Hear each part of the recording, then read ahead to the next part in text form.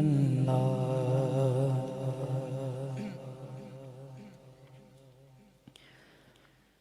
کعبے کی رونق،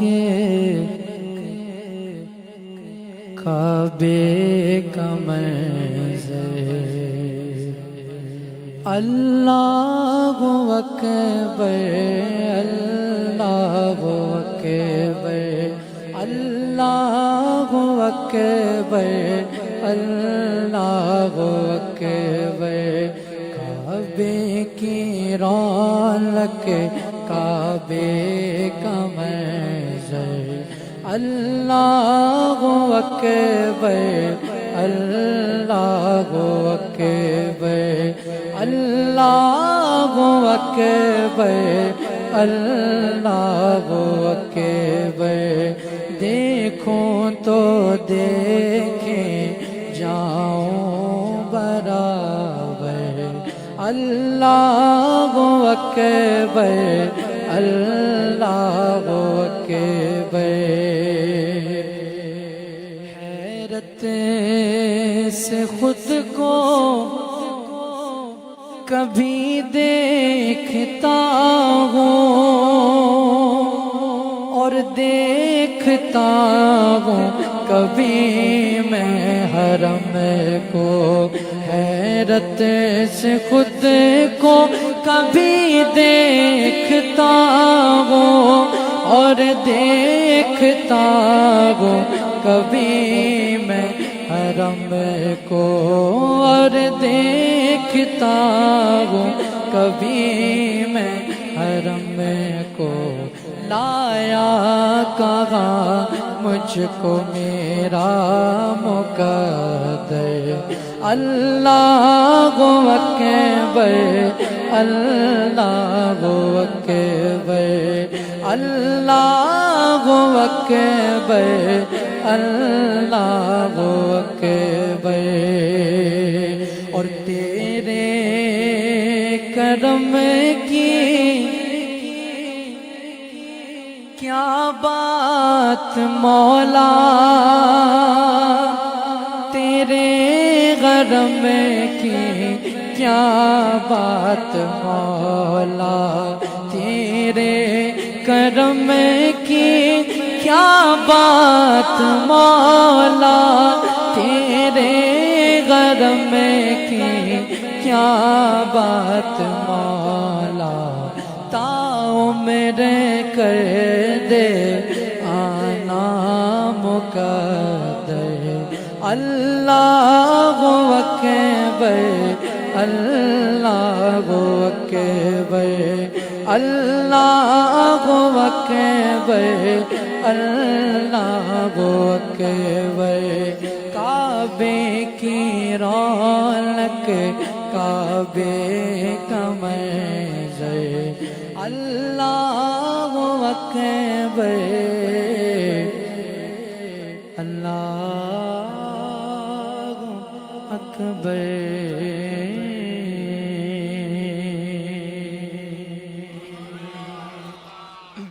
بہت ہی خوبصورت کلام کے چند اشعار پیش کروں گا، مل کے شامل ہو جائیے گا۔ کہ روز و شب جوش پہ رحمت کا ہے دریا تیرا، صدقے اس شان سخاوت پہ یہ منگتا تیرا، ہاتھ اٹھے بھی نہ تھے اور مل گیا صدقہ تیرا، واغ کیا جو دو کرم گئے، واغ کیا جو دو کرم گئے، شگبت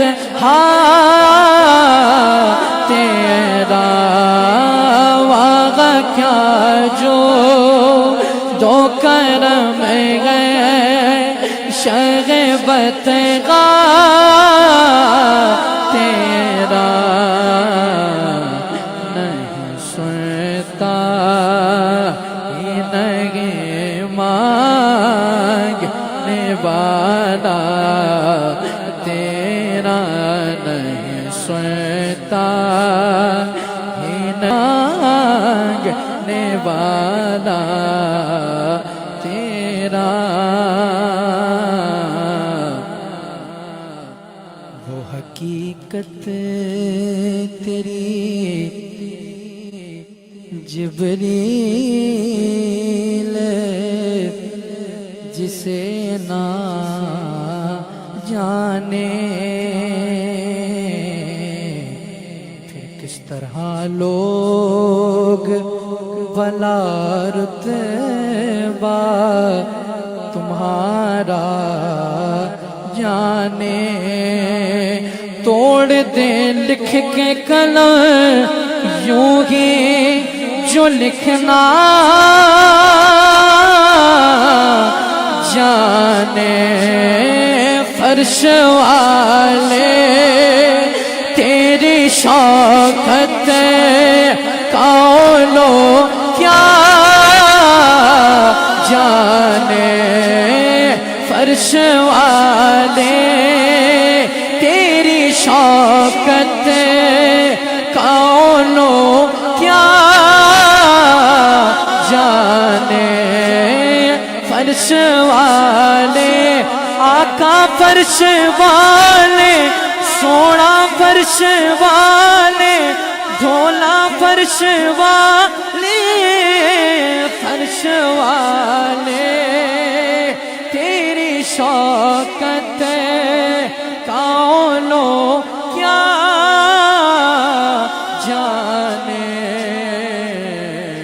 اس روا عرش پہ اڑتا ہے پھریرا تیرا خسروا عرش پہ اڑتا ہے پھریرا تیرا نہیں سنتا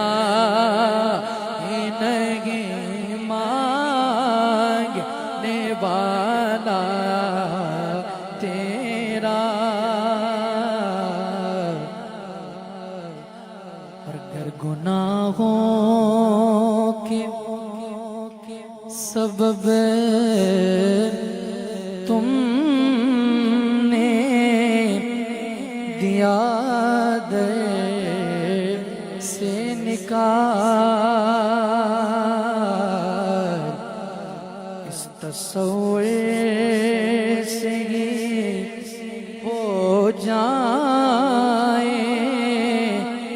تیرے بندے نڈھال کون رکھے گا تیری ترغاب فقیروں کا خیال تیرے ٹکڑوں سے پلے گئے اب جو سرکار کے ٹکڑوں پہ پلتا ہے پلتا تھا پلتا رہے گا وہ بولے تیرے ٹکڑوں سے پلے گئے دیکھے ٹھوکے پہ نہ ڈال تیرے ٹکڑوں سے پلے گئے دیکھے ٹھوکے پہ نہ ڈال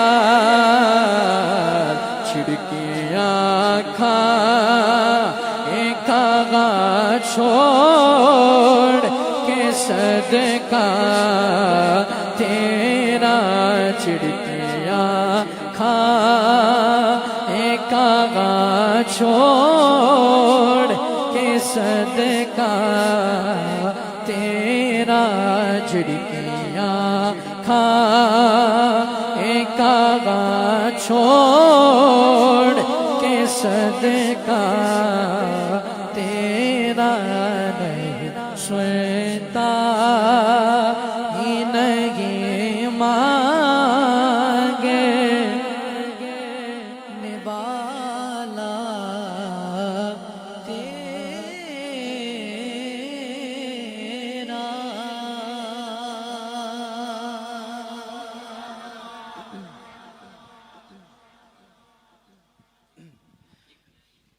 شریف پڑھنے صلی اللہ علیہ یا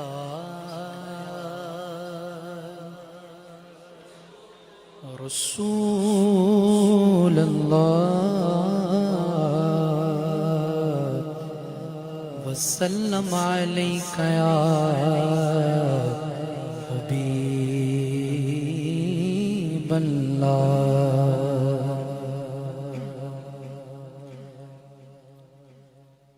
کہ مصطفیٰ ذات یکتا آپ ہیں مصطفیٰ ذات یکتا آپ ہیں اور یک نے جس کو یک بنایا آپ ہیں یک نے جس کو یک بنایا آپ ہیں یک نے جس کو یک بنایا آپ ہیں اور آب و گل میں نور کی پہلی کریں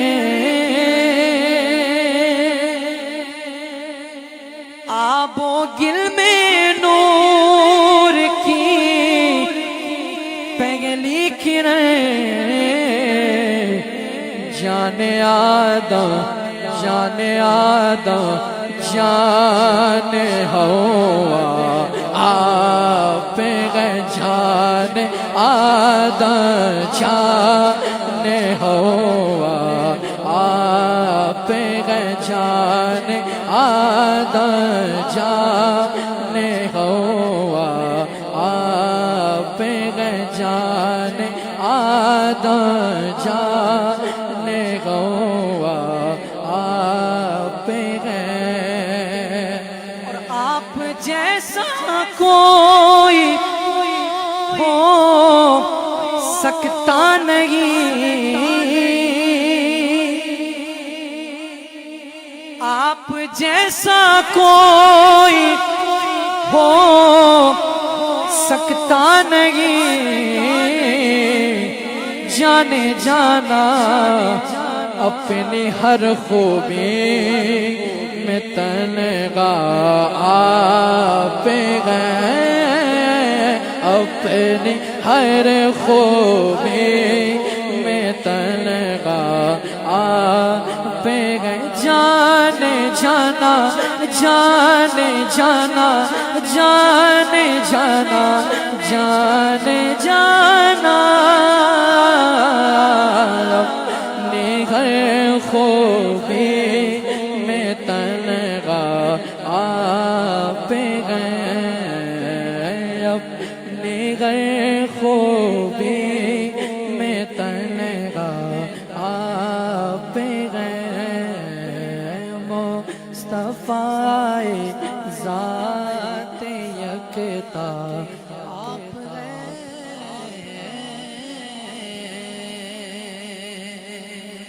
ایک بہت خوبصورت کلام کی فرمائش ہے اس کے چند اشعار پیش کر کے انشاءاللہ قبلہ پیر صاحب کا خطاب شروع ہو جائے گا درود شریف پڑھنے صلی اللہ علیہ یا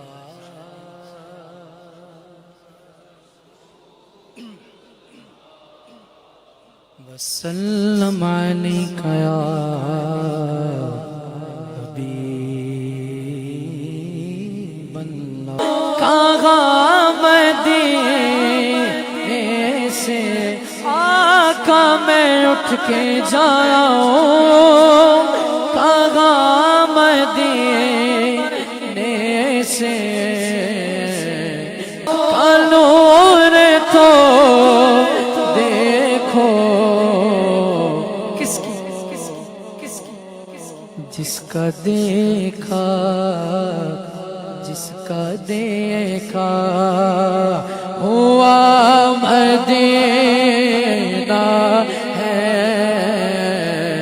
جس کا دیکھا ہوا مدینہ گئے بتاؤں دل فدا ہے مدینے والے پر، دل فدا ہے میرا، دل فدا ہے مدینے والے پر، دل منور، دل منور میرا مدینہ ہے، دل منور میرا مدینہ ہے، کیا بتاؤں۔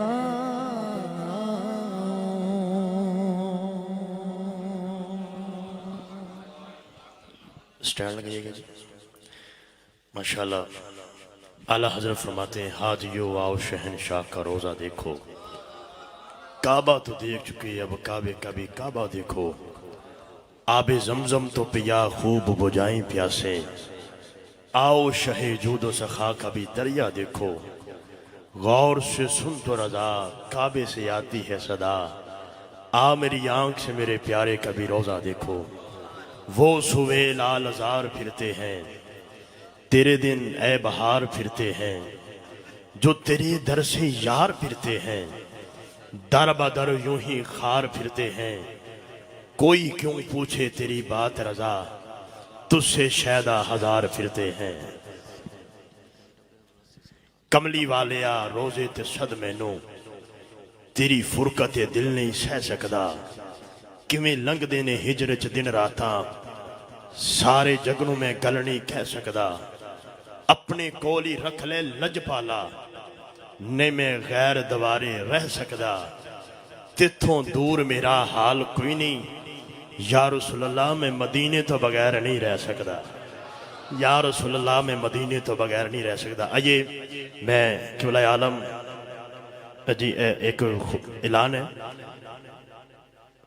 1703 کیری ڈبا دے نمبر ہے، کیری ڈبا رستے وچ بالکل کھڑا ہے، رستہ صاف کرنا یہ تے مسلمانوں دی پہچان ہے، مہربانی کرو، رستہ رکاوٹ بن رہا ہے، دو شباب کافی سارے آ رہے ہیں تے کیونکہ نال تانوں پتہ ہے نالیاں شالیاں بھی ہیں تو بڑی اگے ایک دو بالکل میں گزارش کراں گا کہ دو شباب کے جنہ دا بھی کیری ڈبا ہے 1703 اپنا کیری ڈبا واپس کر لین، پاسے کر لین کسی سائڈ تے، اور بالکل ماشاءاللہ ایک خوبصورت جگہ بنائی گئی ہے، اتھے جا کے کھڑی کر سکتے ہیں۔ آئیے میں یقین بڑی یقین صاحبزادہ والا شان عظیم مسلک اعلیٰ حضرت کا عظیم ترجمان جن کا نام نہ بھی لوں پھر بھی لوگ پہچانتے ہیں، جناب قبلہ عالم صاحبزادہ اور وہ حضور پیر حسان حسیب الرحمن صاحب، زدہ علم ہو زدہ شرف و آپ حضور تشریف لے آئیں گے۔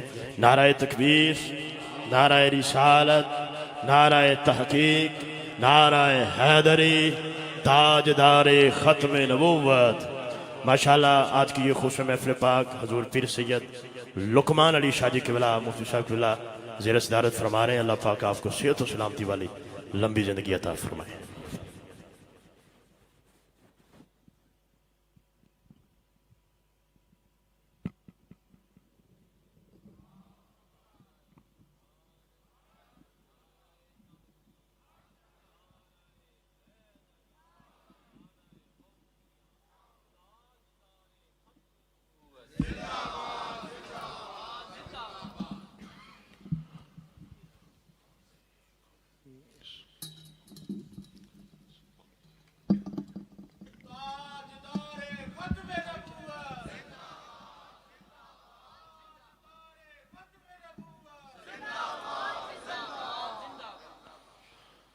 الحمد لله رب العالمين، والصلاة والسلام على سيد الأنبياء والمرسلين، أما بعد، فقد قال الله تبارك وتعالى في القرآن الكريم: أعوذ بالله من الشيطان الرجيم، بسم الله الرحمن الرحيم، وما ينطق عن الهوى إن هو إلا وحي يوحى۔ صدق اللہ العظیم وصدق رسولہ النبی الکریم۔ سچا ہمارا خالق اور سچا ہمارا مالک کہ سوا اس واحد یکتا کی کوئی عبادت کے لائق نہیں، اور سچے اس کے پیارے حبیب آپ کے اور میرے آقا و مولا رحمت للعالمین خاتم النبیین حضرت سیدنا و مولانا محمد الرسول اللہ صلی اللہ علیہ وآلہ وسلم کہ جن کے ذکر مبارک کی اس محفل میں اور آپ جمع ہیں، اللہ تعالیٰ اس محفل ذکر مصطفیٰ صلی اللہ علیہ وآلہ وسلم کو ہم سب کے لیے وسیلہ نجات بنائے، اور جس مقصد سے اس محفل کا انعقاد کیا گیا اللہ تعالیٰ ان زندگیوں میں برکت نصیب فرمائے، اور اس محفل ذکر کی خیر ان زندگیوں میں اللہ تعالیٰ نصیب فرمائے۔ حضور صلی اللہ علیہ وآلہ وسلم کے ذکر مبارک کی یہ محافل جو سجتی ہیں، ان کا مقصد یہ ہوتا ہے کہ ایک تو مجالس ذکر کی وہ برکات سمیٹے انسان جو قرآن و حدیث میں مذکور ہیں، پھر انسان عشق رسول صلی اللہ علیہ وآلہ وسلم کو دل میں بڑھائے، کچھ دیر دنیا کے کاموں اور تصور سے کٹ کر فقط اللہ اور اس کے رسول کی یاد میں گزارے، اپنے عقائد کو بھی مضبوط کرے اور اپنے اعمال کی بھی اصلاح کرنے کی کوشش کرے۔ یقیناً اس اعتبار سے یہ محفل بامقصد ہو جاتی ہے جب صحیح العقیدہ باشرہ نعت خواں حضور صلی اللہ علیہ وآلہ وسلم کی شان میں نعت شریف پڑھتے ہیں، اس سے یقیناً دلوں میں عشق مصطفیٰ بڑھتا ہے، اور علماء اہل سنت میں دیکھ رہا ہوں اس محفل میں کثرت سے موجود ہیں، جب علماء گفتگو فرماتے ہیں اور یقیناً عقائد کی اور اعمال کی اصلاح کرتے ہیں اور مجمع سیکھنے کی نیت سے ان کو سنتا ہے، تو یقیناً یہ محافل کا مقصد پورا ہوتا ہے۔ تھوڑی دیر میں نے آپ سے کلام کرنا ہے، حضور صلی اللہ علیہ وآلہ وسلم کی شان بھی بیان ہوتی رہے، جو اشتہار میں بھی عنوان درج ہے کہ آقا علیہ السلام کے ذکر مبارک کا، اور آپ حضرات اپنے عقائد کو بھی آقا علیہ السلام کی ذات اقدس کے ساتھ مضبوط کرتے رہیں۔ یاد رکھیے گا، رسول اللہ صلی اللہ علیہ وآلہ وسلم کی ذات ایمان کا مرکز و محور ہے۔ حضور صلی اللہ علیہ وآلہ وسلم سے تعلق بالرسالت، یہ ایمان کا، اسلام کا حصہ نہیں بلکہ اصل دین ہے۔ آقا علیہ السلام کی ذات اقدس ہوں، حضور علیہ السلام کی بے مثال خصوصیات ہوں، کچھ تو وہ ہیں، بے شمار تو وہ ہیں جن کو امتی اپنے نبی علیہ السلام کی خصوصیات کے طور پہ مانتا ہے، جس طرح حضور علیہ السلام کی شان رسالت ہے، جس طرح حضور صلی اللہ علیہ وآلہ وسلم کی شان ختم نبوت ہے، جس طرح حضور صلی اللہ علیہ وآلہ وسلم کے جو عقائد آقا علیہ السلام کے متعلق ہیں، جو ضروریات دین میں شامل ہیں، وہ تو ہیں ہی ہیں۔ حضور صلی اللہ علیہ وآلہ وسلم کی شخصیت کی اور ذات اقدس کی بے مثال کوالٹیز ایسی ہیں جس کی اپنے تو اپنے ہیں، اغیار بھی اس کو تسلیم کرتے ہیں، اور آج کے ماڈرن ڈے اینڈ ایج میں بھی دنیا اس کو تسلیم کرتے ہوئے یہ کہہ رہی ہے کہ اس تاریخ کے انسانیت میں اگر کوئی کائنات کی سب سے بلند و بالا ہستی گزری ہے تو وہ مسلمانوں کے آقا و مولا سیدنا محمد رسول اللہ صلی اللہ علیہ وآلہ وسلم ہے۔ ابھی ماضی میں مائیکل ہارٹ نے ایک کتاب لکھی دی 100، جو بہت بڑا ریسرچر ہے، دنیا بھر کے ریسرچ سینٹرز کا اس نے سہارا لیا، دنیا بھر کے امریکن یونیورسٹیز کے، دنیا بھر کی یونیورسٹیز کے جو ہسٹری میں جن کی پی ایچ ڈیز ہیں، بڑے بڑے ہسٹوریکلز کا جو ہے وہ ہسٹورینز کا اس نے ساتھ لیا اپنے تھنک ٹینک میں، اور بڑی تحقیق کے ساتھ اس نے دنیا کے تاریخ کے 100 کامیاب ترین لوگوں کے نام مرتب کیے کہ یہ وہ لوگ ہیں جو دنیا کے کامیاب ترین، جب سے تاریخ انسانیت کا ریکارڈ موجود ہے، یہ وہ لوگ ہیں جو اپنے کارناموں کی وجہ سے دنیا کے کامیاب ترین 100 لوگ ہیں جن کو دنیا جن کی کامیابی کو تسلیم کرتی ہے۔ اور پھر دنیا بھر کے ریسرچ سینٹرز میں اس نے تحقیق کو بھیجا اور لوگوں نے اس کو تسلیم کیا کہ ہاں، یہی وہ دنیا کے کامیاب ترین 100 لوگ ہیں جو اپنے کارناموں کی وجہ سے جنہوں نے اپنا نام بنایا، اور اس نے دنیا کے کامیاب ترین لوگوں کا نام لکھا، 100 لوگ جمع کیے، اور ان میں سب سے اوپر نام لکھا تو لکھا کہ یہ میں مسلمان نہیں ہوں لیکن یہ ماننے پر مجبور ہوں کہ اس دنیا کی سب سے کامیاب ترین ہستی اور سب سے زیادہ باعزت ہستی سیدنا محمد رسول اللہ صلی اللہ علیہ وآلہ وسلم کی ذات اقدس ہے۔ تو حضور صلی اللہ علیہ وآلہ وسلم کی شخصیت ہے ہی ایسی، جو ہمارے آقا علیہ الصلوۃ والسلام کو دیکھے گا، جو ہمارے آقا علیہ الصلوۃ والسلام کو پڑھے گا، جو ہمارے آقا علیہ الصلوۃ والسلام کی طرف متوجہ ہوگا تو حضور کا ہو کے رہ جائے گا۔ آج کل لوگوں کا تعلق ذات رسالت صلی اللہ علیہ وآلہ وسلم سے کمزور کرنے کی کوشش کرتے ہیں۔ جب اغیار نے یہ دیکھا کہ امتی رسول اللہ علیہ الصلوۃ والسلام کو چھوڑ نہیں سکتا، وہ ڈاکٹر اقبال نے بھی کہا نا کہ اسلام کے جو دشمن ہیں، اس ڈاکٹر اقبال نے کہا کہ میں نے ان کی تمام تر کاوشوں کا نچوڑ بیان کر رہا ہوں۔ ڈاکٹر اقبال نے کہا کہ انہوں نے دیکھا کہ یہ مسلمان کیا چیز ہے، اگر اس کو موت سے ڈراؤ تو یہ موت کو سینے سے لگانے سے تیار ہو جاتا ہے، اگر اس کو فاقوں سے ڈراؤ تو یہ اپنے نبی کی خاطر بھوکا پیاسا رہنا برداشت کر لیتا ہے، اپنی اولاد گھر بار سب کچھ قربان کرنے کو ہر وقت تیار رہتا ہے۔ مسلمان کے پاس ایسی کون سی طاقت ہے جو اس کو کبھی زمین کے ساتھ نہیں لگنے دیتی؟ مسلمان کے پاس ایسی کون سی طاقت ہے جو اس کو کبھی بھی عروج سے روک نہیں سکتی؟ ڈاکٹر اقبال نے نتیجہ بیان کیا۔ ڈاکٹر اقبال نے کہا کہ اسلام دشمن عناصر کے تھنک ٹینکس نے یہ نتیجہ نکالا کہ مسلمانوں کے پاس ایک ایسی طاقت ہے جو ان کو کبھی شکست کی طرف نہیں جانے دیتی، مسلمانوں کے پاس ایک ایسی طاقت ہے کہ وہ ان کو ہمیشہ عروج کی طرف لے کے جاتی ہے، مسلمانوں کے پاس ایک ایسی طاقت ہے جو ان کو کسی قربانی سے روک نہیں سکتی۔ اور وہ طاقت کیا ہے؟ ڈاکٹر اقبال نے کہا کہ انہوں نے کہا کہ یہ فاقہ کش جو موت سے ڈرتا نہیں ذرا، روح محمد اس کے بدن سے نکال لو۔ کہا کہ اگر مسلمان کے دل سے عشق مصطفیٰ نکل گیا، اگر مسلمان کے دل سے رسول اللہ صلی اللہ علیہ وآلہ وسلم کی محبت نکل گئی، اگر مسلمان کا تعلق ذات رسالت صلی اللہ علیہ وآلہ وسلم سے کمزور ہو گیا، تو ڈاکٹر اقبال نے کہا بجھی عشق کی آگ اندھیر ہے، پھر مسلمان نہیں راک کا ڈھیر ہے۔ اگر مسلمان کی عظمت ہے، طاقت ہے، تو وہ رسول اللہ صلی اللہ علیہ وآلہ وسلم کی محبت میں ہے۔ تو پھر ایسے لوگ انہوں نے مسلمانوں میں چھوڑ دیے جو مسلمانوں کا لبادہ اوڑھ کے ایسے ڈھنگوسلے مارتے رہے کہ رسول اللہ علیہ الصلوۃ والسلام سے لوگوں کا تعلق کمزور کرتے رہے۔ اب عقیدہ ختم نبوت پر تو کوئی کمزور رائے رکھنے والا، ذرا سی کمزور رائے رکھنے والا، اس کو تو مسلمان کہا ہی نہیں جا سکتا نا۔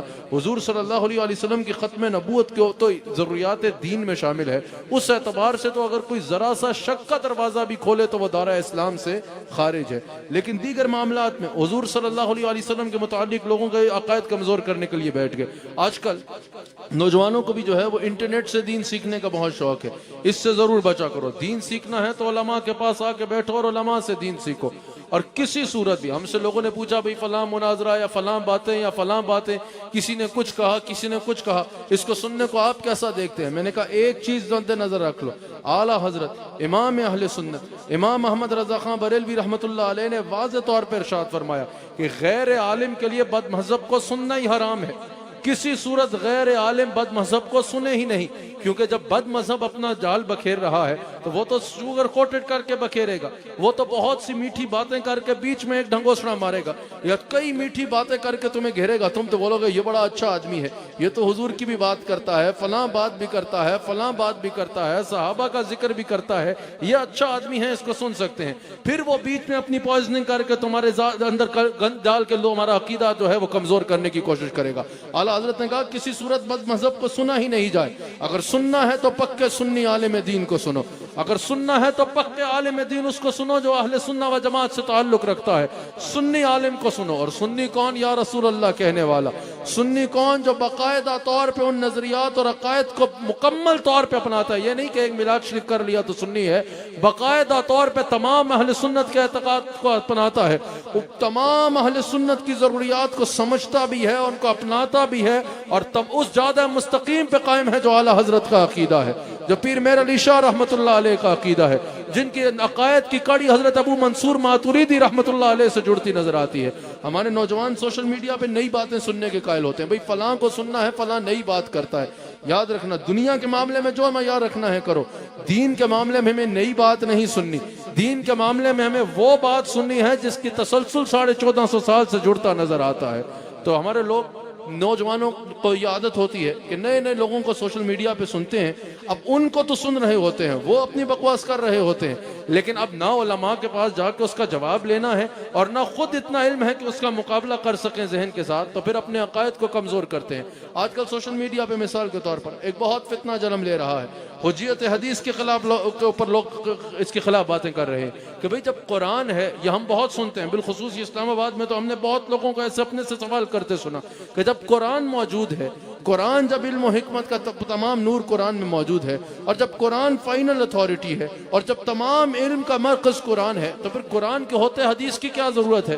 جب قرآن موجود ہے تو میں حدیث نہیں چاہیے۔ آپ نے بھی اکثر یہ بولتے لوگوں کو سنا ہوگا کہ جب قرآن موجود ہے تو جو دلیل دی جائے قرآن سے دی جائے، قرآن کے ہوتے حدیث کی کوئی ضرورت نہیں ہے۔ میں نے کہا سبحان اللہ، اس میں تو کوئی شک نہیں کہ تمام سب سے اتھینٹک کلام قرآن ہے، اس میں تو کوئی شک نہیں کہ سب سے بالا کلام قرآن ہے۔ قرآن کی دلیل اگر تم قرآن کی عظمت کے لیے چاہیے یا قرآن کی دلیل اس لیے سننا چاہتے ہو کہ اس کی برکت چاہیے تو سبحان اللہ، لیکن جس شرارت میں تم کہہ رہے ہو نا کہ قرآن سے ثابت کرو حدیث نہیں چاہیے، ہم جو بات کریں آگے سے بولو اگر قرآن سے ہوئی تو مانیں گے، حدیث سے مصطفیٰ کی کیا ضرورت ہے؟ یاد رکھنا یہ امت کا تعلق دین کے ساتھ توڑنے کے لیے سب سے پہلی سازش ہے جو لوگوں نے اس مسلمانوں کے دلوں میں بات ڈال لی، یہ ڈالنے کی کوشش کر رہے ہیں کہ جب قرآن ہے تو حدیث کی کیا ضرورت ہے۔ اب میں ان سے سوال کرتا ہوں کہ یہ بتاؤ، تمام دلائل کا دار و مدار قرآن کے ساتھ ہے نا؟ جو بھی بات کرنی ہو تم کہتے ہو قرآن سے دلیل دو، تمام باتوں کا دار و مدار قرآن کے ساتھ ہے، ہر چیز کی دلیل تمہیں قرآن سے چاہیے۔ کہا بالکل یہی ہے، ہمیں دلیل چاہیے تو فقط قرآن سے چاہیے۔ میں نے کہا حدیث نہیں سنو گے؟ کہا نہیں حدیث کی تو معاذ اللہ اصلی کوئی نہیں، حدیث نہیں سننی، ہمیں سننا ہے تو فقط قرآن سے دلیل دو۔ میں نے کہا یہ بتاؤ، تمام دلائل کا دار و مدار قرآن سے ہے، قرآن کی کیا دلیل ہے؟ آپ نہیں سمجھ رہے، تمام دلائل تمہیں قرآن سے چاہیے، قرآن کی بھی تو کوئی دلیل ہوگی نا کہ یہ قرآن ہے۔ کیا قرآن اترتے صحابہ سنتے تھے؟ کیا کاتب وحی صحابہ قرآن اترتے سن رہے ہوتے تھے؟ کہا نہیں۔ میں نے کہا کیا قرآن میں آتا تھا کہ یہاں تک قرآن ہے؟ کہا نہیں۔ میں نے کہا کیا جبرائیل کو دیکھ رہے ہوتے تھے صحابہ اور وہ اشارہ کرتے تھے اب لکھنا بند کر دو؟ کہا نہیں۔ میں نے کہا ایک ہی زبان ہے جس سے قرآن آ رہا ہے، وہی زبان ہے جس سے حدیث نبوی آ رہی ہے، وہی زبان ہے جو سوشل لائف میں بھی کلام کر رہی ہے۔ اس میں امتیاز کیسے ہوتا تھا کہ یہاں سے یہاں تک قرآن ہے؟ کہا حضور قرآن تلاوت کرتے تھے اور فرماتے تھے کہ یہ قرآن ہے۔ میں نے کہا پھر؟ کہا یہی جملے قرآن کی دلیل بنتے تھے۔ میں نے کہا کوئی اور دلیل قرآن کی؟ کہا نہیں۔ بھری کائنات میں قرآن کی ایک دلیل ہے کہ حضور نے کہا کہ یہ قرآن ہے۔ علماء بیٹھے ہیں، ان سے پوچھو حضور کا یہ فرمانا کہ یہ قرآن ہے، کیا اس کے علاوہ بھری کائنات میں قرآن کی کوئی دلیل ہے؟ جواب ہے ہرگز نہیں۔ قرآن کی ایک دلیل ہے زبان مصطفیٰ۔ تو مجھے بتائیے یہ جملے کہ یہ قرآن ہے یہ کیا کہلائیں گے؟ یہ حدیث نبوی کہلائیں گے۔ کہنے والوں کے حدیث کی ضرورت نہیں، فقط قرآن سے دلیل دو۔ او بھائی قرآن کو قرآن ثابت کرنے کے لیے میرے مصطفیٰ کے فرمان کی ضرورت ہوگی۔ اب یہ بتائیے دین اسلام میں اگر آپ قرآن کو ہی مطالعہ کریں، عقیدہ توحید اور رسالت کے بعد عقائد و ضروریات دین میں ہے، عقائد کے بعد سب سے پہلی چیز عبادات میں ضروری کیا ہے بتائیے؟ نماز۔ قرآن میں یہ بیٹھ جائیے، اس کی ضرورت تشریف رکھیں۔ قرآن میں 700 کے قریب مقامات ہیں جس میں اللہ تعالیٰ نے نماز کا ذکر فرمایا۔ نماز کی اہمیت کا، فرضیت کا اللہ تعالیٰ نے قرآن میں کتنی مرتبہ ذکر فرمایا؟ 700 مرتبہ ذکر فرمایا۔ اب اتنی اہم چیز ہے کہ 700 مرتبہ قرآن میں اس کا ذکر کیا جا رہا ہے کہ نماز کتنی ضروری ہے۔ 700 مرتبہ اللہ تعالیٰ نے قرآن میں نماز کی فرضیت کا، اہمیت کا ذکر فرمایا۔ میں آپ کو چیلنج کرتا ہوں، جا کے پورا قرآن پڑھ لیجئے، 10 مرتبہ قرآن کو ختم کر کے پوچھ لیجئے کسی سے، 700 مرتبہ آپ کو قرآن میں نماز کی اہمیت کا اور فرضیت کا ذکر ملے گا۔ لیکن ایک مقام سے بھی مجھے ذرا فجر کے 2 فرض نکال کے دکھا دو، ظہر کی 12 رکعتیں چھوڑو 4 فرض ہی نکال کے دکھا دو، عصر کے 4 فرض نکال کے دکھا دو، مغرب کی کتنی رکعتیں ہیں یہ قرآن سے نکال کے دکھا دو، عشاء کی 17 رکعتیں چھوڑو 4 فرض یا 3 وتر ہی نکال کے دکھا دو مجھے قرآن سے۔ اب اگر اتنی ہی اہم چیز ہے جیسا کہ ہے کہ 700 مرتبہ بتایا جا رہا ہے نماز فرض ہے، 700 مرتبہ کہیں بتایا جا رہا ہے اس کی برکت کیا ہے، کہیں بتایا جا رہا ہے نہ پڑھنے کا نقصان کیا ہے، کہیں بتایا جا رہا ہے نہ پڑھنے سے عذاب کیا ہے۔ 700 مرتبہ ایک چیز کی اہمیت کا ذکر کیا جا رہا ہے۔ ایک بار تو بتا دیا جاتا پڑھنی کیسے ہے، ایک بار تو بتا دیا جاتا رکھتے کیسے ہیں، ایک بار تو بتا دیا جاتا کیسے پڑھنی ہے، رکھتے کتنی ہے، تفصیلات کیا ہے۔ وہ جو لوگ کہتے ہیں بھئی حدیث کا اعتبار نہیں ہے، صرف قرآن سے معاملہ دکھاؤ، میں نے کہا 700 مرتبہ قرآن سے یہ تو پتہ چل رہا ہے نماز پڑھو، لیکن میں چیلنج کر کے کہتا ہوں ذرا فجر کی رکھتے قرآن سے نکال کے دکھا دو، ظہر قرآن سے نکال کے دکھا دو، عصر مغرب عشاء کی رکعتیں جو ہیں وہ قرآن سے نکال کے دکھا دو۔ کہا نہیں، اس کے لیے تو حدیث کی طرف جانا ہوگا۔ میں نے کہا اپنی نمازیں پوری کرنی ہو تو حدیث سے رکھتے نکال رہے ہو، اور جب ہم مصطفیٰ کی حدیث رکھیں تو بولتے ہو فقط قرآن سے بات ہوگی، حدیث کی ضرورت نہیں۔ اور بھائی اگر جس چیز پر امت جس کے بغیر نماز پہ جمع نہ ہو جائے تو اس کے بغیر دین کی عمارت کھڑی کرنے چلا ہے؟ آپ بتائیے، اس کے بغیر دین کی عمارت کھڑی ہو سکتی ہے جس کے بغیر امت نماز پہ اکٹھی نہیں ہو سکتی؟ اچھا مجھے بتائیے، یہ 100 روپے کا نوٹ پڑا ہے، اگر کل اس کا کوئی جا کے جعلی نوٹ بازار میں چلائے تو کیا ایک قانون سمجھنے کی کوشش کیجئے، علماء بیٹھے ہیں، اگر کوئی 5000 کا نوٹ اٹھا لے اور یا 75 روپے کا ایک نوٹ آیا تھا پچھلے دنوں کچھ عرصہ پہلے، پوری آرٹ گیلری بنا دی تھی، کچھ تو بڑی عجیب و غریب سی شکلیں بھی دے دی تھی اس میں، سمجھ آ رہی ہے، 75 روپے کا نوٹ آیا تھا۔ اب اگر کوئی 75 روپے کا نوٹ جا کے بازار میں 2 نمبر چلانا چاہے، پولیس آ جائے گی یا نہیں آئے گی؟ فوراً آئے گی، کیونکہ 75 روپے کا نوٹ موجود ہے۔ جب 75 روپے کا نوٹ موجود ہے، اب کوئی اگر جعلی نوٹ چلائے گا تو اس پہ قانون حرکت میں آ جائے گا، کیونکہ موجود ہے، کسی کو دھوکہ نہ ہو۔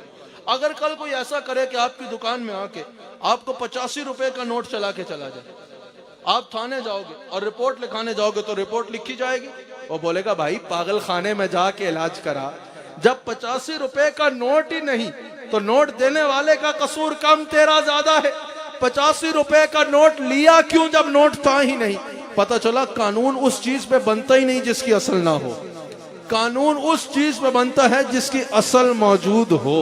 اب جناب رسول اللہ صلی اللہ علیہ وسلم نے ارشاد فرمایا، حضور علیہ السلام فرماتے ہیں کہ جس نے کسی ایسی بات کی نسبت میرے سے کر دی جو میں نے نہیں کی، یعنی بہتان لگایا، کوئی ایسی بات حدیث مبارکہ کہہ کے بیان کر دی، ایسی چیز کی نسبت میرے سے کر دی جو میں نے ارشاد نہیں فرمائی، آقا علیہ السلام فرماتے ہیں اس نے آج اپنا ٹھکانہ جہنم میں بنا لیا۔ اللہ اکبر، آج اس نے اپنا ٹھکانہ جہنم میں بنا لیا جس نے کسی ایسی بات کی نسبت میرے ساتھ کر دی جو میں نے نہیں کی۔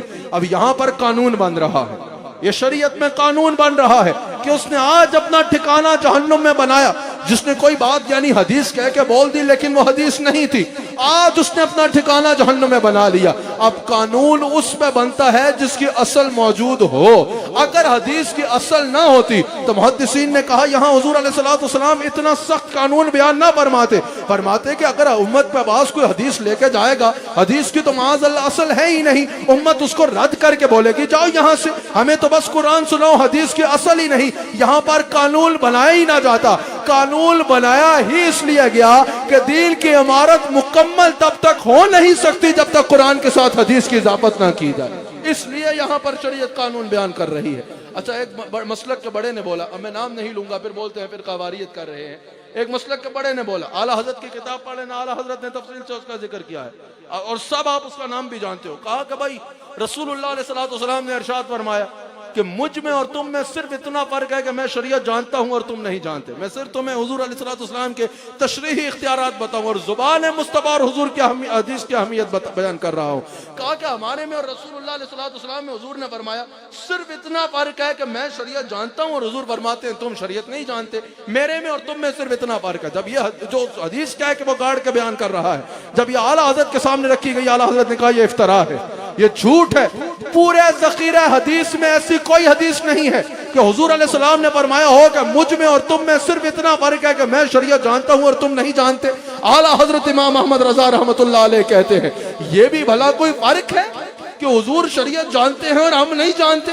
جب ہم شریعت جان لیں گے تو کیا فرق ختم ہو جائے گا؟ اعلیٰ حضرت نے کہا اگر فرق جاننا ہے تو اہل سنت کی وادی میں آ جاؤ، اگر فرق جانا ہے تو ذرا بریلی کی طرف متوجہ ہو، اگر فرق جاننا ہے تو احمد رضا کو سنو. ایسے ہی تو نہیں کہتے ہم، یہی کہتی ہے بلبل باغ چنا. خالی نعت پڑھ کے نہیں کہتے. ویسے تو ہدایت کے بخششی کوئی پڑھے نا تو عقیدے میں ایسا پختہ ہو جائے گا کہ شیطان کی یہ جرت نہیں ہوگی کہ اس کی طرف حملہ کر پائے. لیکن کبھی فتاوی رضویہ پڑھو، کبھی میرے امام کا جو حدیث مبارکہ پہ کلام ہے اس کو پڑھو، تم یہ کہنے پہ مجبور ہو گئے یہی کہتی ہے بلبل باغ چنا.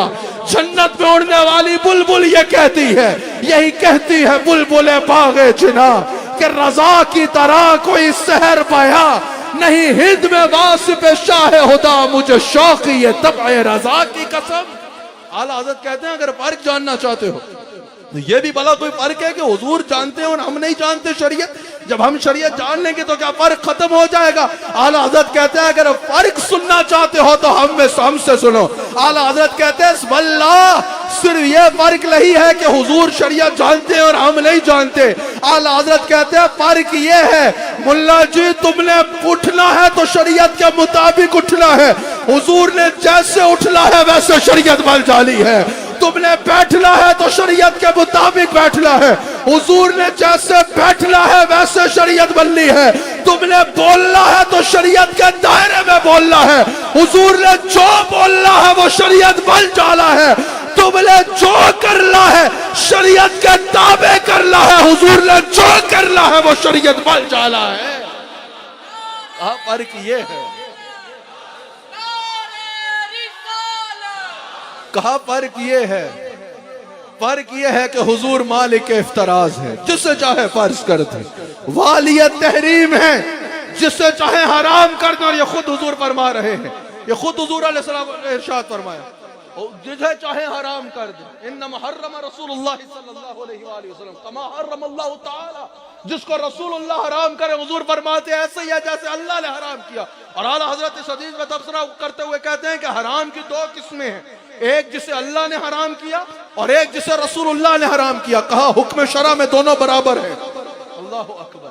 پھر اعلیٰ حضرت کہتے ہیں حضور والی تحریم ہے، مالک افتراض ہے، جسے چاہے فرض کریں اور جسے چاہے حرام کریں. اور اعلیٰ حضرت کہتے ہیں حضور صاحب فرمان ہے، جو فرمائیں گے ویسے شریعت کا حکم ہوگا. اللہ اکبر. اچھا حضرت بعض اوقات ایسا ہوتا ہے بندہ پڑھ کے وہ چیز سمجھ نہیں پاتا جو خود ایکسپیرینس سے سمجھ جاتا ہے. میں جب حج پہ گیا نا 2006 تھا، میں حج پہ گیا، میری عمر ذرا کم تھی. میں نے وہاں جا کے اس مسئلے کو پکا سمجھ لیا، اس بات کو پکا سمجھ لیا کہ زبان مصطفیٰ کی اہمیت کیا ہے، حضور کس طرح مالک افتراض ہے، والی تحریم ہے اور صاحب فرمان ہے. میں عرفات کے میدان میں گیا. عرفات کے میدان میں بڑا کیفیت تھا، بڑا ماحول تھا. کیا پاکیزہ فضا ہوتی ہے اس دن یوم العرفات. میں نے دیکھا کہ آہ و بکا ہو رہی ہے، ہر کوئی رو رہا ہے، اللہ کی بارگاہ میں فریادیں کر رہا ہے. کسی کو میں نے سنا کوئی کہہ رہا ہے یا اللہ گناہ معاف کر دے، آئندہ گناہ نہیں کروں گا. ایک جگہ سے گزرا تو ایک بندہ کہہ رہا ہے یا اللہ آج معاف کر دے، پچھلی آئندہ کبھی نماز قضا نہیں کروں گا. کوئی کیا کر رہا ہے، کوئی کیا کر رہا ہے. میں بھی مل کے دعا کرنے لگ پڑا. اتنے میں کیا ہوا کہ سورج غروب ہو گیا. سورج غروب ہوا، ہر کسی نے اپنا سامان اٹھایا اور مزدلفہ کی طرف چل پڑا. میں نے کہا بھائی رکو، ابھی مغرب کا وقت ہوا ہے، سورج غروب ہوا ہے، نماز مغرب پڑھ کے چلو. کہا نہیں، نماز مغرب مزدلفہ جا کے پڑھیں گے. میں نے کہا وقت دیکھو، رش دیکھو، وہاں پہنچتے تک تو رات کے 2 بھی بج سکتے ہیں، نماز مغرب کا قضا ہو جائے گی. کہا 2 بجیں یا 4 بجیں، نماز مغرب ہم نے مزدلفہ میں جا کے پڑھنی ہے عشاء کے ساتھ ملا کے. میں نے کہا اللہ تعالیٰ نے قرآن میں فرمایا کہ نماز کو ہم نے تمہیں مقررہ وقت پہ فرض کیا ہے. ابھی اللہ سے وعدہ کیا کہ آئندہ کبھی نماز قضا نہیں کریں گے، پہلی نماز پہ کام دکھا رہے ہو. کہا بھائی دماغ نہ کھاؤ، ہم نے نماز پڑھنی ہے وہاں جا کے. میں نے کہا شریعت کا خیال کو. کہا شریعت بھی یہی کہتی ہے. اچھا اپنے مجھے ایک وہ والے صاحب مل گئے جو وہاں ہوتے ہیں جس طرح کے. میں نے کہا بھائی تم بتاؤ اس کی وجہ کیا ہے. جہاں بھی نماز پڑھنی ہے وقت پہ پڑھنی ہے. اس اعلیٰ ترین مقام پہ آ کے اس اعلیٰ ترین فریضے کو ادا کرتے ہوئے نماز دیر سے پڑھنی ہے، اس کی وجہ کیا ہے. کہا وجہ صرف ایک ہے. میں نے کہا وہ کیا. کہا جب رسول اللہ حج پہ تشریف لائے تھے نا، حضور علیہ الصلوۃ والسلام عرفات کے میدان میں تھے، مغرب کا وقت ہو گیا. حضور نے مغرب وقت میں نہیں پڑھی, مزدلفہ جا کے پڑھی دیر سے عشاء کے ساتھ ملا کے. میں نے کہا پھر کیا ہوا؟ کہا اللہ نے فرمایا اب یہ شریعت کا قانون ہے, جو اس دن یہاں آئے گا نماز وقت پہ پڑھنا حکم نہیں ہے, بلکہ اس کے لیے حکم ہے کہ وہ نماز دیر سے پڑھے گا. میں نے کہا سبحان اللہ. پیر صاحب نماز دیر سے پڑھے تو گناہگار, مفتی صاحب نماز دیر سے پڑھے تو گناہگار, مولوی صاحب نماز دیر سے پڑھے تو گناہگار, مجرم. میرے حضور نماز دیر سے پڑھے, اللہ فرماتا ہے اب یہ شریعت کا قانون ہے, اس دن جو یہاں آئے گا نماز وقت پہ پڑھنا دین نہیں بلکہ دیر سے پڑھنا دین ہوگا. اسے کہتے ہیں صاحب فرمان, اسے کہتے ہیں مالک افتراض, اسے کہتے ہیں رسول اللہ علیہ الصلوۃ والسلام. اللہ نے فرمایا نا وما ينطق عن الهوى ان هو الا وحی یوحى. میرے حبیب علیہ السلام اپنی مرضی سے کچھ بولتے ہی نہیں ہیں, یہ جو بولتے ہیں وہ اللہ کی وحی ہوتی ہے. اللہ اکبر. حضور صلی اللہ علیہ وآلہ وسلم کو مالک افتراض کس طرح ہے, زبان مصطفیٰ کی اہمیت کیا ہے, حضور والی تحریم کیسے ہے. آقا علیہ الصلوۃ والسلام کا دربار ہے, دربار رسالت ہے. حضرت ابو ہریرہ رضی اللہ تعالیٰ عنہ اس کے راوی ہے. ایک عربی حاضر ہوئے, یا رسول اللہ صلی اللہ علیہ وسلم, ایک ایسا عمل کر بیٹھا کہ روزہ جاتا رہا. حضور صلی اللہ علیہ وسلم نے فرمایا کہ ایسا کرو کہ 60 مساکین کو کھانا کھلا دو. یا رسول, حضور علیہ السلام نے فرمایا کہ 60 روزے رکھو, بیچ میں ایک بھی چھوٹے نہیں, ایک بھی بیچ میں رہ گیا تو پھر دوبارہ سے گنتی شروع کرنی پڑے گی. یا رسول اللہ کرم فرمائے, یعنی ایک نہیں رکھ پڑا. یا رسول اللہ مہربانی فرمائے. حضور علیہ السلام نے فرمایا اچھا ایسا کرو کہ غلام آزاد کر دو. یا رسول اللہ اس کی بھی طاقت نہیں رکھتا. 60 مساکین کو کھانا کھلا دو. یا رسول اللہ صلی اللہ علیہ وسلم اس کی بھی طاقت نہیں رکھتا. حضور علیہ السلام نے فرمایا بیٹھ تو سکتے ہو نا, بیٹھ جاؤ. وہ بیٹھا بارگاہ مصطفیٰ میں. کچھ دیر میں ایک صحابی حاضر ہوئے, ایک کھجوروں کا ٹوکرا آقا علیہ الصلوۃ والسلام کی بارگاہ میں ہدیہ پیش کیا. حضور علیہ السلام نے قبول فرمایا. آقا علیہ السلام نے فرمایا کہاں گیا وہ جو کفارہ ادا کرنے کی طاقت نہیں رکھتا تھا. حاضر ہوا, یا رسول اللہ میں ہوں. حضور نے فرمایا یہ تو کر سکتے ہو نا کہ اٹھا کے جا کے اس کو تقسیم کر دو, جاؤ مساکین میں بانٹ دو, کفارہ ادا ہو جائے گا. اب وہ کبھی حضور کو دیکھے کبھی حضور کی عطا کو دیکھے. کہا یا رسول اللہ یہ کھجوریں مسکینوں میں بانٹنی ہیں. فرمایا ہاں مسکینوں میں بانٹنی ہے. یا رسول اللہ آپ تو جانتے ہیں پورے مدینہ میں مجھ سے بڑا مسکین کوئی نہیں. اب آپ بتائیے آج کوئی کسی کے سامنے یہ بات کرے تو وہ کیا کرے؟ کھینچ کر لگائے, بولے کہ ایک تو روزہ توڑا, پھر کفارہ ادا کرنے کی طاقت نہیں, اب کفارے کے لیے مال بھی ہم دے رہے ہیں, یہ بھی خود لینا ہے. ظاہر ہے آپ ڈانٹے نہیں تو کیا کریں, کیونکہ کسی کے پاس اختیار ہی نہیں. یہی اختیار ہے کہ نہیں ہے, لیکن یہ تو بارگاہ مصطفیٰ ہے. حضور علیہ الصلوۃ والسلام کے دریائے رحمت کو جوش آیا. حضور نے فرمایا کھجوریں اٹھاؤ, خود کھاؤ, اپنے بچوں کو کھاؤ, کفارہ ایسے ادا ہو جائے. اب یہ حدیث ہو اور اعلیٰ حضرت اس پہ تبصرہ نہ کریں. اعلیٰ حضرت امام احمد رضا خان بریلوی رحمت اللہ علیہ اس پہ تبصرہ کرتے ہوئے کہتے ہیں, اعلیٰ حضرت فرماتے ہیں کہ ایسا کفارہ کبھی سنا, ایسی بارگاہ کبھی دیکھی؟ اعلیٰ حضرت کہتے ہیں یہی تو وہ بارگاہ ہے جسے بارگاہ بے کس پناہ کہا جائے, یہاں خطا کا بدلہ بھی عطا سے لیا جاتا ہے. پھر فرمایا کہ یہ بتاؤ کہ اللہ تعالیٰ نے قرآن میں تو تم پہ مردار کو حرام کیا ہے. جو لوگ اتنی بڑی بڑی زبانیں لٹکا کے کہتے ہیں کہ حضور علیہ السلام کی حدیث کی کیا اہمیت ہے, حضور کو تو حلال یا حرام کرنے کا اختیار نہیں. میں نے کہا تم اپنے حلال حرام ہونے پہ غور کرو, میرے حضور کو اللہ نے ہر اختیار عطا فرما رہا.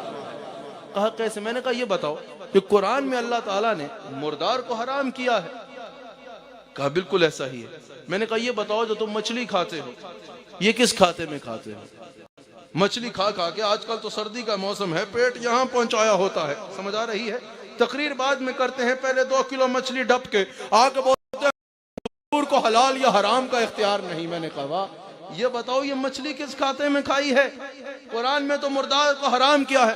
مجھے وہ حضرت موسیٰ علیہ السلام کا سفر پتا ہے, وہ زندہ ہو کے دریا میں جانا بھی پتا ہے, خضر علیہ السلام سے ملاقات کی جگہ. لیکن امت مسلمہ کے لیے جو قانون بیان کیا گیا, مردار کو حرام کیا گیا کہ مردار تم پہ حرام ہے. میں نے کہا یہ اور حلال چیزوں میں سے بھی کیا کھا سکتے ہو جس کو اللہ کے نام پر ذبح کیا جائے, جس کو اللہ کے نام پر ذبح کر کے کھایا جائے. میں نے کہا یہ بتاؤ کہ مچھلی کس کھاتے میں کھاتے ہو؟ کہا حضور نے فرمایا ہے نا, مشکات میں بھی حدیث موجود ہے کہ میں اپنی امت کے لیے مچھلی حلال کرتا ہوں. میں نے کہا مچھلی کھانے کی باری آئے تو حضور کا اختیار مانتے ہو کہ مچھلی حضور نے حلال کی تو کھا کھا کے پیٹ یہاں پہنچا دیا تم نے, मछली खाने के मामले में हलाल या हराम मानते हो, वैसे हुजूर की हम बात कर रहे हो तो कहते हो नहीं, हलाल या हराम का इख्तियार नहीं, तो हलाल या हराम का मसला तुम में जरूर नजर आ रहा है। मेरे मुस्तफा को अल्लाह ने हर इख्तियार अता फरमा रखा है। मेरे मुस्तफा अलैहिस्सलाम को अल्लाह ने हर इख्तियार अता फरमाया। एक और इस पर सुनिए, मैं बात अपने इख्तिताम पे लेके जाऊं। अल्लाह अकबर। रसूलुल्लाह अलैहिस्सलाम का दरबार अक़दस है। अब कुरान में अल्लाह ताला ने फरमाया किसी भी मामले में 2 आदिल मर्दों को गवाह बनाओ। स्पेसिफिक मामलात में 4, लेकिन नॉर्मली किसी भी मामले में 2 आदिल मर्दों को गवाह बनाना जरूरी है। अब ये किसका कानून है? कुरान का कानून है। किसी को इसमें जरूरत नहीं कि इसमें कोई ऊंच नीच कर सके। लेकिन रसूलुल्लाह अलैहिस्सलाम के बारे में तो कुरान ने कहा ना, वमा यंतिकु अनिल हवा, ये अपनी मर्जी से कुछ फरमाते ही नहीं है। इन हुआ इल्ला वह्यु यूहा, ये जो फरमाते हैं वो अल्लाह की वही होती है। हुजूर अलैहिस्सलाम का दरबार अक़दस, सामने से एक शख्स घोड़ा लेके गुजर रहा है। हुजूर सल्लल्लाहु अलैहि वसल्लम फरमाते हैं कि सल्लल्लाहु अलैहि वसल्लम ने फरमाया कि इस घोड़े की क्या कीमत है? अर्ज किया रसूल, हुजूर का इसमें गिरामी लिया और कहा 400 दिरहम। हुजूर ने उसको उसकी मुंह मांगी रकम इनायत फरमाई। जब उसने देखा कि यहाँ तो मुंह मांगा मिलता है, उसने कहा कि मैंने 400 नहीं 800 मांगे थे। हुजूर ने फरमाया तुमने 400 मांगे थे। कहा मैंने 800 कहा था। हुजूर ने फरमाया तुमने अभी 400 बोला। उसने कहा मैंने 800 बोला। उसने कहा आपके पास कोई गवाह है कि मैंने 400 बोला? अब वो हुजूर से अर्ज ही कर रहा है कि हजरत खुज़ैमा रज़ियल्लाहु ताला अन्हु करीब से गुजर रहे हैं। आगे बढ़ के कहते हैं मैं गवाही देता हूं तूने 400 कहा था। उसने रकम ली और आगे चल पड़ा। हुजूर अलैहिस्सलाम ने फरमाया खुज़ैमा तू तो यहां मौजूद ही नहीं था, तूने कैसे गवाही दे दी कि मैंने 400 बोला था? अल्लाह अकबर, अल्लाह अकबर। हजरत खुज़ैमा का जवाब ईमान ताज़ा कर देता है। कहा या रसूलल्लाह ये 400 की गवाही भी भला कोई गवाही है? आपके कहने पे तो हम उसकी गवाही देते हैं जिसको देखा भी नहीं है। हुजूर के दरिया रहमत को जोश आया। आका अलैहिस्सलाम ने फरमाया खुज़ैमा सुनो, वैसे ये कुरान का असूल कानून सबके लिए आम है ना कि किसी भी मामले में 2 आदिल मर्दों को गवाह बनाया जाएगा। हुजूर फरमाते हैं खुज़ैमा जहां भी तुम गवाही दोगे तुम्हारी एक की गवाही 2 के बराबर गिनी जाएगी। और एक और हदीस के मुताबिक आका अलैहिस्सलाम ने फरमाया पूरे मजमे के मुकाबले में खुज़ैमा की गवाही गिनी जाएगी। फरमाया कि तुम्हारी एक की गवाही 2 के बराबर गिनी जाएगी। अब आला हजरत कहते हैं कि हुजूर अलैहिस्सलाम के अलावा ये कोई नहीं कर सकता था।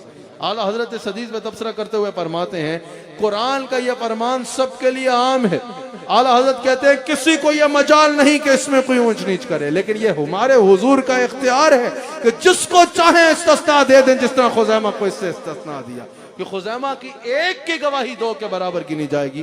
तो ये जुबान मुस्तफ़ा सल्लल्लाहु अलैहि वसल्लम की अहमियत है, हुज्जियत हदीस है। हुजूर अलैहिस्सलाम की जुबान मुबारक की अहमियत है कि आका अलैहिस्सलाम जब चाहें, जैसे चाहें, जिसके लिए चाहें कानून को बदल सकते हैं। यह अल्लाह ताला ने हमारे नबी सल्लल्लाहु अलैहि वसल्लम को इख्तियार अता फरमाया है। हुजूर अलैहिस्सलाम मालिक शरीयत है। हुजूर अलैहिस्सलाम के तशरीही इख्तियारात पर मुहद्दिसीन कलाम करते चले गए। हुजूर अलैहिस्सलाम शरीयत के हाकिम हैं। हुजूर अलैहिस्सलाम की हदीस मुबारका की अहमियत, हुजूर अलैहिस्सलाम की हदीस के बगैर, ज़ुबान अक़दस के बगैर, हदीस की इजाबत के बगैर कुरान के साथ दीन की अमकारत मुकम्मल नहीं होती। ये मेराज का महीना है। ज़ुबान मुस्तफ़ा की अहमियत, इससे बढ़ के तुम क्या जानना चाहोगे? जब आका अलैहिस्सलाम मेराज से आए, तोहफा क्या लेके आए? बताइए, कितनी नमाजें लेके आ रहे थे? पहले कितनी नमाजें लेके आ रहे थे? 50 नमाजें लेके आ रहे थे। फिर हुजूर हज़रत मूसा अलैहिस्सलाम का अर्ज करना, या रसूलुल्लाह सल्लल्लाहु अलैहि वसल्लम 50 नमाजें कौन पढ़ेगा? फिर 9 बार हुजूर अलैहिस्सलाम का तशरीफ लेके जाना और तशरीफ लेके आना। फिर अल्लाह का फरमाना हबीब अलैहिस्सलाम आपकी ख्वाहिश पर नमाजें कर 5 देते हैं, पढ़ेंगी आपकी उम्मत 5, लिखी 50 जाएंगी। ज़ुबान मुस्तफ़ा सल्लल्लाहु अलैहि वसल्लम तुम क्या जानो। आला हज़रत कहते हैं वो ज़ुबान जिसको सब कुन की कुंजी कहें, उसकी नाफिज हुकूमत पे लाखों सलाम। वो दहन जिसकी हर बात वही ये खुदा, चश्माए इल्म हिकमत पे लाखों सलाम। उनकी बातों की लज्जत पे दायम दुरूद, उनके खुतबे की हैबत पे लाखों सलाम। अल्लाह ताला हम सबको ज़ात रिसालत सल्लल्लाहु अलैहि वसल्लम के मुताल्लिक अपना अकीदा, अपना नज़रिया मजबूत रखने की तौफीक अता फरमाए। अल्लाह ताला हम सबको अहले सुन्नत व जमात पर इस्तिकामत अता फरमाए। अल्लाह हमें मज़हब हक़ इस्लाम اور مسلک حق اہل سنہ و جماعت پر استقامت عطا فرمائے۔ اللہ تعالی ہمیں ہر اعتبار سے اپنے نظریات کو اعلیٰ حضرت امام اہل سنت امام احمد رضا خان رحمۃ اللہ تعالی علیہ کے مطابق رکھنے کی توفیق عطا فرمائے۔ اللہ تعالی ہم سب کو رسول اللہ صلی اللہ علیہ وآلہ وسلم کا نمک حلال اور وفادار رہنے کی توفیق عطا فرمائے۔ یہ بڑی خوشائن بات ہے کہ یہاں اس محفل میں علماء جلوہ افروز نظر آ رہے ہیں۔ یاد رکھیے گا، علماء کی قدر کیا کریں، علماء سے سیکھا کریں۔ جو صحیح العقیدہ سنی علماء ہیں ان کے پاس وقت گزارا کریں، ان کو ترجیح دیا کریں، ان کو امپورٹنس دیا کریں۔ اور ویسے بھی اللہ کا ولی ہونے کے لیے ضروری نہیں ہے کہ انسان کسی خانقاہ میں پیدا ہو، اولیاء کی اولاد میں پیدا ہو، یا کسی خانقاہ کا سجادہ نشین ہو تو خاندانوں کے ساتھ ولایت خاص ہوئی ہوئی ہے۔ جو اللہ کا بندہ آپ کو بچوں کو قرآن پڑھا رہا ہے، آپ کو نمازیں پڑھا رہا ہے، سارا دن دین کی خدمت کر رہا ہے، آپ کو شریعت کے مسائل بتا رہا ہے، آپ کی شریعت پہ رہنمائی کر رہا ہے، پھر رات میں کسی چیز کی ضرورت پڑے وہی آپ کے آگے کھڑا ہوا ہے، تو آپ اس کو کچھ کم سمجھتے ہو؟ اس کی دعا لیا کرو، اس کی خدمت کیا کرو، اس کے ساتھ وقت گزارا کرو، اور دور دراز سے کوئی بھی آ جائے اس سے زیادہ اس کو ترجیح دیا کرو۔ جو آپ کے علاقے میں آپ کی مسجد کا امام اور عالم ہے تو اپنے علماء کو عزت بھی دیا کریں، نعت خوانوں کو سنا کریں برکت کے لیے، لیکن ترجیح اپنے ان علماء کو دیا کریں۔ اللہ ہم سب کو رسول اللہ صلی اللہ علیہ وآلہ وسلم کا نمک حلال اور وفادار رہنے کی توفیق عطا فرمائے۔ دوران گفتگو مجھ سے جو بھی غلطی ہوئی میں صدق کے دل سے اللہ کی بارگاہ میں توبہ کرتا ہوں۔